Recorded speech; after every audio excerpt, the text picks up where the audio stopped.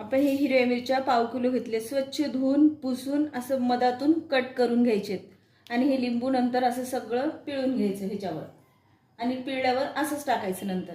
आणि हे मोहरीचं कूट आहे अर्धी वाटी असं टाकायचं. हे जिऱ्याचं पावडर आहे अर्धी वाटी. हे तिळाचं पावडर आहे अर्धी वाटी आणि हळद चवीनुसार,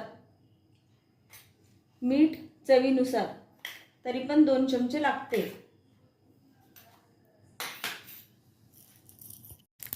हे जिरे मोहरी घातले, तेल गरम केलेलं आहे लोणच्यासाठी आणि हे 2 मोठ्या लसणाचा पेस्ट आहे जिरे घातलेलं. आता ह्याचा आपण तडका करणार लोणच्यासाठी. ह्याच्यावर अर्धा चमचा असं हिंग घालायचं आणि पूर्ण फुटल्यानंतर ते गॅस बंद करायचं आणि ह्याचा तडका मारायचं आणि तेल थंड झाल्यावर मग लोणच्यात घालायचं.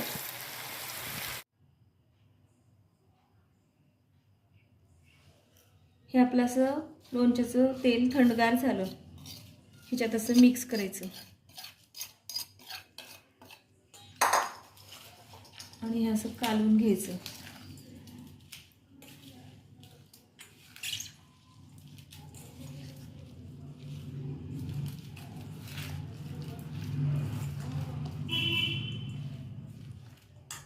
झालं आपलं लोणचं तयार.